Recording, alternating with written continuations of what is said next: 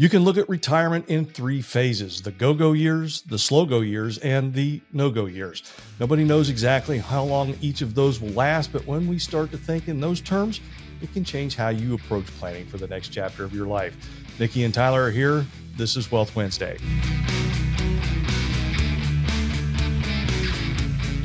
Hello, welcome back. If you'd like to learn more about our firm, please visit cfswb.com.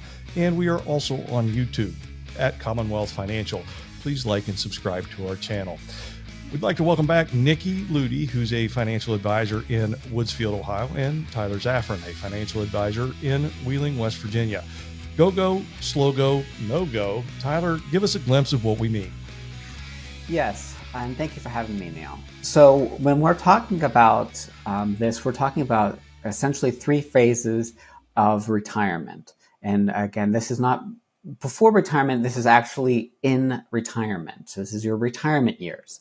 So for when we have the go-go years, those years are typically between 65 and 75. Those are when you're still early into your retirement.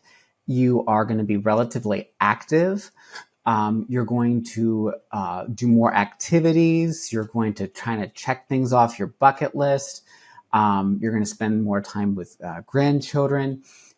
These are going to basically be things that you're actually able to do both physically and mentally. Slow-go years are going to be years between 75 and 85. Those are going to be years that you are going to start to slow down in your lifestyle, probably maybe selling your home, moving into a smaller residence, maybe do things that are a little bit more kind of relaxed. You're not being as active as you were previously. And then your no-go years are going to be those final years between 85 and 90, assuming you're going to be living up into 90. Those are going to be things where you're going to be needing some assistance with your lifestyle, perhaps considering long-term care needs. And that's when things are going to start to decline towards the later end of your life. So that's what we're referring to when we're talking about those three phases of retirement. Right. Nikki, how does thinking of retirement in these types of terms impact how we're planning for retirement? Is this a situation where you're creating a plan for higher spending in early years with less spending in the future? Thanks, Neil. I think it's all based on, everyone's plan in retirement. Some people get out and travel and are very active in those early years of retirement, just like Tyler was mentioning. But that's not always the case. It's all about the lifestyle that you want to plan for. You can plan for more of a tiered strategy where you may be spending more in those early years, like I said, with that travel expense or whatever, activities you tend to spend more money on. But let's not forget that those later years, healthcare costs could increase later on.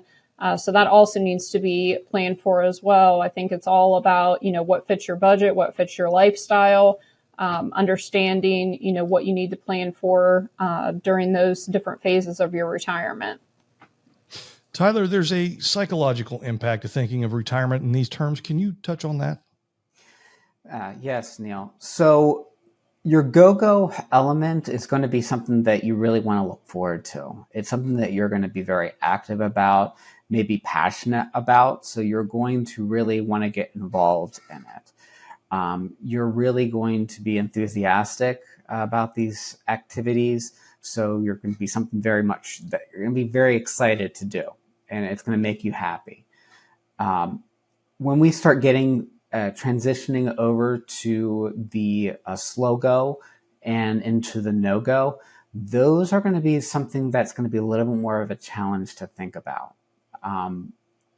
Because again, this is now where we're actually looking at, okay, I'm not going to live forever. So now I have to be psychologically think about the inevitable. And sometimes for a lot of people, that's very difficult.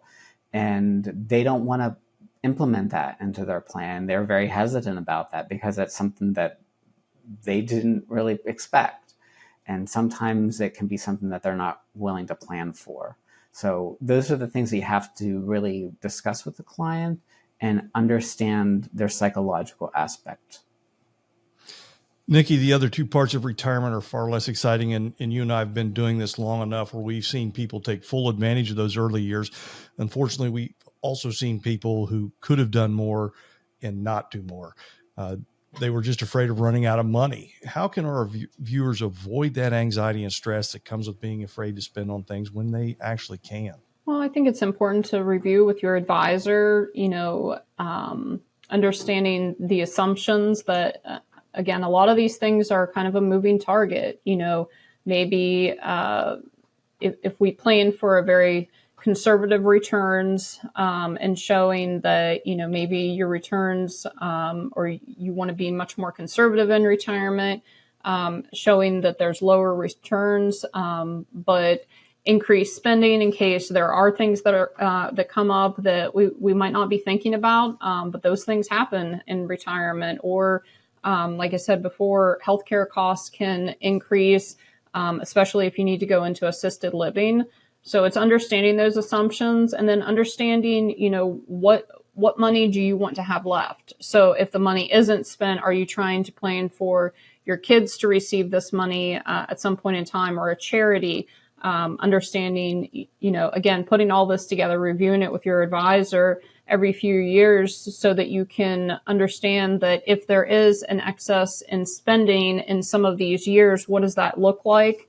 And what will be left, if anything, if there is. We're seeing where in some situations people very young can end up in even like a nursing home facility, and that can be very much a drag on retirement spending, and or what assets are left for the children. So just really discussing that and understanding your situation with your advisor so you can plan accordingly. And if something does come up, how does that affect your planning? If you do have a large expense for healthcare or for anything else for that matter, what does that do to your spending on a longer term basis? A lot of people will be spending 20 to 30 years plus in retirement, and those withdrawals throughout those years, depending on when the withdrawals happen and the sequence of returns, that can very much affect your plan. So I think it's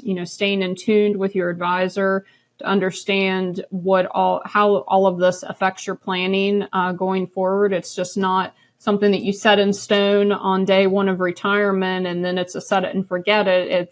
It's a moving target, and understanding that on a long-term basis can really help. Tyler, normally the most uncomfortable conversations happen when clients are overdoing those go-go years, and it can make the slow-go and no-go years a bit more stressful and uncomfortable. How can people avoid those difficult situations? It's about living within a balance, living for today, but then also keeping an eye for the future.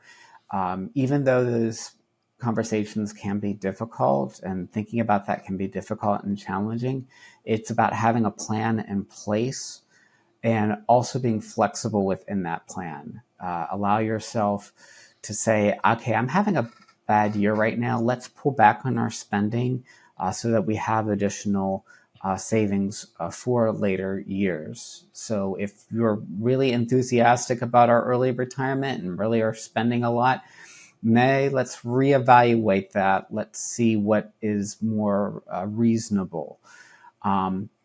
You should always be, you want to enjoy your life. But you always have to understand that there also is going to come a time where those difficult conversations and those difficult decisions need to be made. And the sooner that we address them, the sooner that we plan for them, the better the outcome. If you would like to learn more about us or how Nikki or Tyler can help you, please visit our website. That is cfswb.com. We look forward to seeing you again next week. Thanks for watching.